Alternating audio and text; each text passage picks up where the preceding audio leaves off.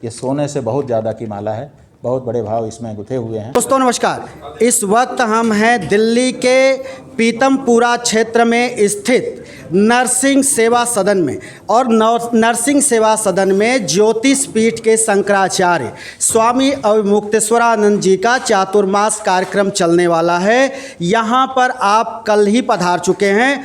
2 महीने यहाँ पर चातुर्मास चलेगा। जिस तरह से ये कहा जाता है कि जो संतों का चातुर्मास होता है वो एक पक्ष को 1 महीना मानते हैं, और 2 महीने तक यहाँ स्वामी जी का चातुर्मास चलेगा।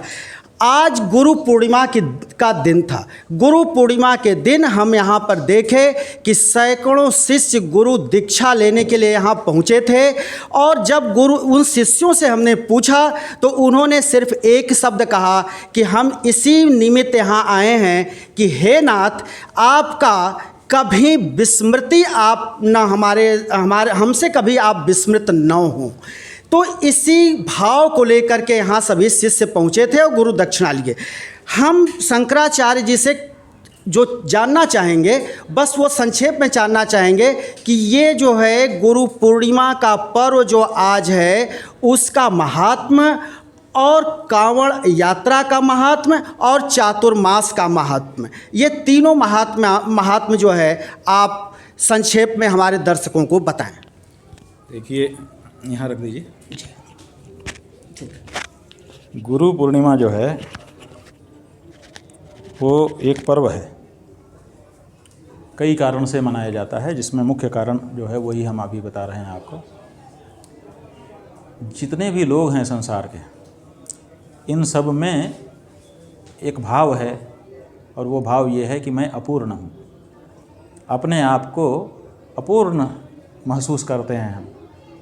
ये नहीं है मेरे पास, ये होता तो अच्छा होता, ये नहीं है मेरे पास, ये होता तो अच्छा होता।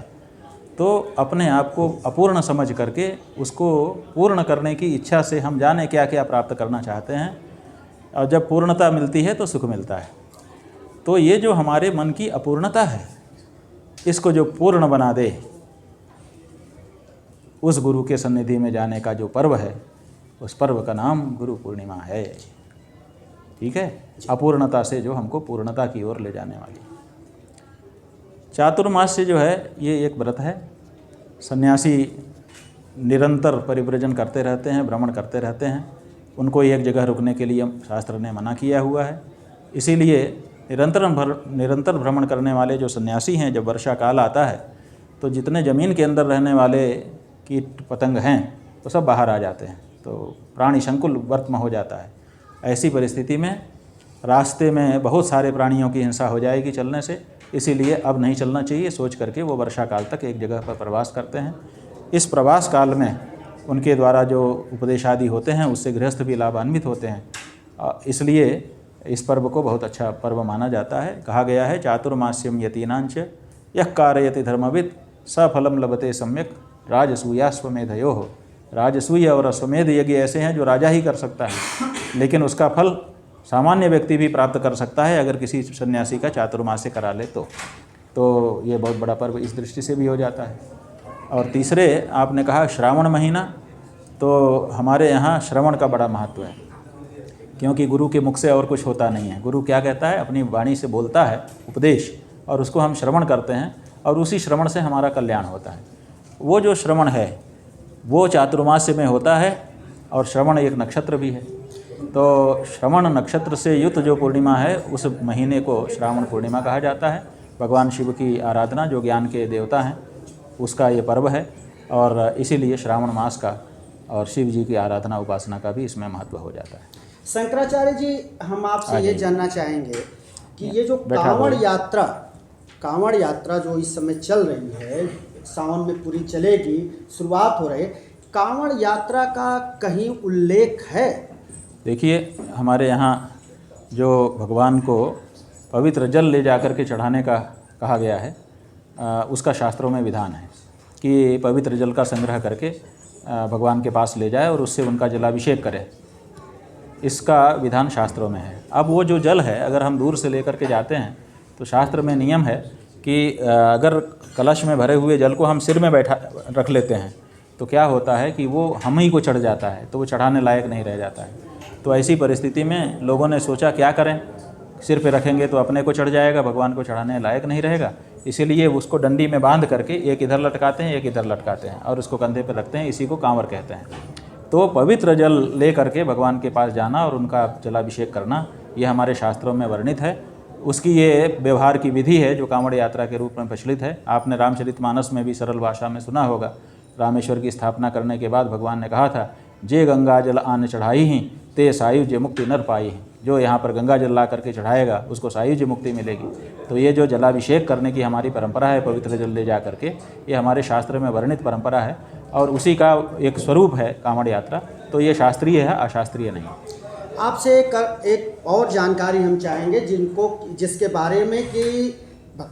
जिसके बारे में सभी लोग जानना चाहते हैं। सावन में हर घर में लोग चाहते हैं कि हम अपने घर में रुद्राभिषेक करें, भगवान शंकर का रुद्राभिषेक करें, लेकिन उसमें एक भ्रांति भी है। कुछ लोग चाहते हैं कि मेरे घर के आंगन में हो, कुछ लोग चाहते हैं कि मंदिर में हम कर लें, लेकिन उसमें कुछ ब्राह्मण ऐसे भी होते हैं, या बताया जाता है कि पार्थिव पूजा सबसे उत्तम पूजा होती है। इस पर आपका क्या कहना है? देखिए, जो हमारा शिव पुराण है उसमें भगवान शिव की आराधना के अनेक तरीके, अनेक विधियां बताई गई हैं और वहाँ पर पार्थिव पूजा का प्रकरण ही पूरा अलग है। तो वहाँ बताया गया है कि पवित्र मिट्टी से भगवान के विग्रह का निर्माण करके अगर कोई भगवान की पूजा आराधना करता है तो उसको जैसे सामान्य मूर्ति में करेगा तो उससे 500 गुना ज़्यादा फल मिलता है। तो पार्थिव पूजा का हमारे शास्त्र में विधान है और पार्थिव पूजा में विशेषता ये है कि भगवान की मूर्ति बनाई, पूजा किया और फिर विसर्जित कर दिया। तो ये बहुत अच्छा होता है। क्योंकि बहुत छोटे छोटे हम जो है दो सवाल और आपसे केवल पूछेंगे, वो थोड़ा राजनीतिक से जुड़ा हुआ है। हम ये आपसे जानना चाहते हैं, एक बार हमने आपसे इंटरव्यू किया था, आपसे हमने पूछा था कि आपको जो वर्तमान में जो सत्ता है वो सत्ता आपको इसलिए धार्मिक कार्यों में नहीं बुलाती कि अगर आप जो है वो उचित नहीं होगा तो वहाँ आप टोक देंगे, लेकिन जब आपके सामने प्रधानमंत्री आए तो प्रधानमंत्री को आपने झट से आशीर्वाद दिया और अपने गले की माला उनके गले में डाल दी। एक बात तो ये हो गई। दूसरी बात ये होती है कि हमको इसका कुछ उत्तर ऐसे मिला कि आपके सामने प्रधानमंत्री आए, आपके सामने नतमस्तक हुए, उन्होंने प्रणाम किया, लेकिन वही प्रधानमंत्री के सामने जब उत्तर प्रदेश के योगी आदित्यनाथ आते हैं या अन्य संत आते हैं तो जिस तरह से आपके सामने जो है एक संत परंपरा दिखी, वो परंपरा मोदी जी के और उन संतों के बीच नहीं दिखाई देती है। उल्टे वो संत ही उनको प्रणाम करते हैं या फिर योगी जी का पेट थपथपाते हैं। तो इसको एक संत परंपरा कैसे देखता है? देखिए, बात यह है कि संत परंपरा जानती है कि जो आदित्यनाथ योगी जी हैं वो 2 परंपराओं का एक साथ निर्वहन कर रहे हैं। एक अपने मठ की महंती परंपरा का और दूसरे राजनीति में पदाधिकारी की परंपरा का। तो जो उनके राजनीति के लोग हैं उनके सामने जब वो जाते हैं तो वो राजनीति के जैसा व्यवहार उनको प्राप्त होता है। जब अपने कार्यकर्ताओं के सामने जाते हैं तो वो लोग उनका जिंदाबाद नारा वारा लगाते हैं, जैसा कि राजनीति में होता है। और जब अपने से बड़े राजनीतिज्ञ के पास जाएंगे तो स्वाभाविक है उसको अभिवादन उनको ही करना पड़ेगा। और जब वो अपने शिष्यों के बीच में जाएंगे तो वो शिष्य उनको प्रणाम करेंगे। जब अपने गुरु के सामने जाएं तो गुरु को प्रणाम करेंगे। तो दो दायित्व निभा रहे हैं ना। तो इसलिए राजनीति वाली जो परंपरा है उसमें तो राजनीति जैसा ही व्यवहार उनके साथ होगा। वहाँ वो महंत नहीं रहते हैं, वहाँ वो उनके सहयोगी हैं, एक प्रदेश के मुख्यमंत्री हैं, उनके कार्यकर्ता हैं, उसी रूप में उनके मिलते हैं। महाराज जी, एक प्रश्न छोटा सा और है। ये जो अभी कांवड़ यात्रा को लेकर जो बवाल मचा हुआ है कि दुकानों पर जो नाम लिखे जा रहे हैं, उसको आप चाहे जैसे आप देखते हो, हम आपसे ये जानना चाहते हैं कि वो जो दुकानदार अपने नाम को लिखेंगे उस पर भारतीय जनता पार्टी की तरफ से एक वक्तव्य ये दिया जा रहा है कि इसमें जो है स्वच्छता का, पवित्रता की बात वो कर रहे हैं। और वो कह रहे हैं कि भाई हिंदू जो है वो वहाँ नहा धो करके वो कपड़े साफ पहन करके बैठता है दुकान पर, और पता नहीं वो बिना नहाए बैठेंगे कि नहा करके बैठेंगे। तो ये कैसे पता चलेगा कि क्या मुसलमान जो है नहा करके नहीं बैठेगा और हिंदू नहा करके बैठेगा दुकान पर? देखिए, किसी सरकार ने कोई निर्णय किस कारण से लिया ये तो सरकार से पूछा जाए। जहाँ तक पवित्रता की बात है तो हम लोग धार्मिक लोग हैं, आध्यात्मिक लोग हैं। हम जानते हैं कि हमारी जो भी धार्मिक विधि होगी उसमें पवित्रता सबसे पहली और सबसे महत्वपूर्ण वस्तु है। इसलिए अपनी पवित्रता की रक्षा करना हर धार्मिक व्यक्ति का कर्तव्य है और ये तो किया जाना चाहिए। सरकार जो है वो क्या चाहती है और क्या करती है वो जाने। बस हम तो पवित्रता की रक्षा हो, ये अच्छा प्रश्न है और इस बारे में ध्यान कराया जा रहा है, हमको अच्छा लग रहा है। जी, आखिरी प्रश्न आपसे बस केवल ये हम जानना चाहते हैं कि एक जैसे इंडिया गठबंधन, एनडीए गठबंधन, तो भारतीय जनता पार्टी को लेकर के इंडिया गठबंधन इस तरह से घेर रही है, कह रही है कि भगवान राम के जहाँ जहाँ पग पड़े वहाँ वहाँ भारतीय जनता पार्टी हार गई। चाहे उसमें अयोध्या हो, उसमें सुल्तानपुर हो, उसमें रामेश्वरम हो, चित्रकूट हो, अब तो एक नया और बात आ गया कि वो जो है बद्रीनाथ भी हार गए। तो क्या इसको जो है आप आध्यात्मिक दृष्टि से कैसे देखते हैं? और जहां वाराणसी से प्रधानमंत्री नरेंद्र मोदी 2 बार प्रचंड जीत हासिल की और इस बार वो खुद उनका चाहते थे कि वो 10 लाख वोटों से जीते, लेकिन मुश्किल 1.5 लाख वोटों से जीते, इसको आप कैसे देखते हैं? नहीं, हम ये देखते हैं कि जो उनकी नीतियां रही होंगी वो लोक में प्रभाव नहीं डाल पाएँ, इससे ज़्यादा क्या है। और ये कहना कि राम जी जहाँ गए, राम जी तो कहीं गए नहीं। राम जी तो ना चुनाव लड़ रहे थे, ना पक्ष में थे, ना विपक्ष में थे। तो राम जी को इसमें खरीदने का कोई मतलब नहीं है। हाँ, उनका ये कहने का आशय है, हो सकता है कि राम जी को ले करके ये लोग जहाँ गए, तो इसका मतलब कि राम जी की जो परिभाषा थी उसको ठीक से जनता में नहीं रख पाए, तो इसीलिए वहाँ पर पराजय उनको। ये चातुर्मास में 2 महीने का प्रतिदिन का आपका कार्यक्रम क्या चलेगा? देखिए, हम लोगों का प्रातःकाल 5 बजे से लेकर के सायंकाल 7 बजे तक का कार्यक्रम है। हम चाहेंगे कि एक दिन पूरा आप कवर करो कि कैसा होता है एक सन्यासी का दिन। अब तो हम बनारस से पता आए चल हैं जाएगा, यहाँ, तो हम क्या कवर बताएंगे। करेंगे। हाँ, करें। और एक छोटा सा बहुत इंटरेस्टेड है हमारे दर्शकों के लिए। हाँ। और पूरी दुनिया और देश जानना चाहती है जो हमारे सनातन धर्म से जुड़े हुए हैं। वो बहुत ही एक इंटरेस्टेड एक जो है बड़ा रोचक प्रश्न है। उसमें लोग ये जानना चाहते हैं कि जब प्रधानमंत्री आपसे मिले तो आपने अपने गले की एक माला उतार कर उनको पहना दी। जब आपसे उद्धव ठाकरे मिले तब भी आप उसी तरह की माला उनको पहना दी। और उसके बाद आज भी हम देख रहे हैं कि वो माला आपके गले में है। और जब आप महाराष्ट्र से मुंबई से चले और फ्लाइट की एक फ़ोटो हमारे पास आई, उसमें भी वो माला दिखाई दी।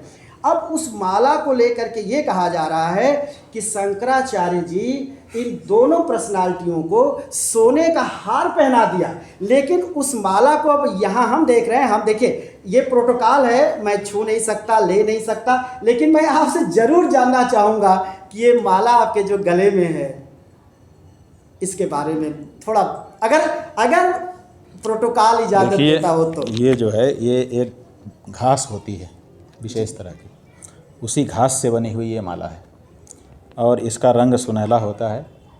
और इसका जो महात्म्य है, ये गरीबों का सोना है।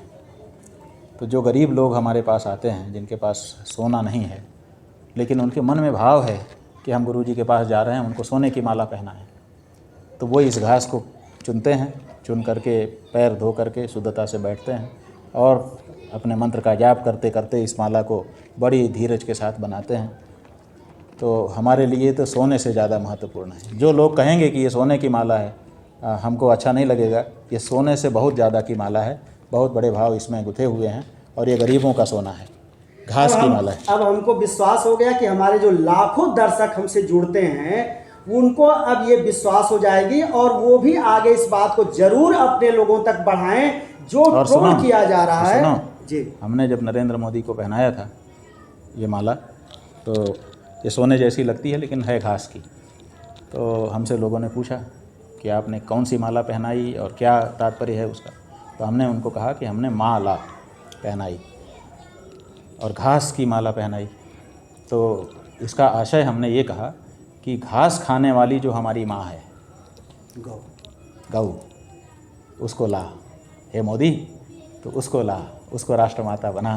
ये आपकी ये हमारा तात्पर्य है। ये आपका जो शिक्षा है, ये हम तो हमेशा कहते हैं कि हमारे काशी में आपसे बड़ा विद्वान कोई नहीं है। और अब आपने इस माले का जो विधान बताते बताते आपने गौ माता से जोड़ दिया, और गौ माता की सुरक्षा को लाओ मोदी, इसका आपने एक संदेश दे दिया मोदी के गले में इस माला को डाल करके। अब माला पर जो विवाद है, हम चाहेंगे कि हमारे जो दर्शक हैं कम से कम इसको आगे बढ़ाएं और यह समाप्त होना चाहिए।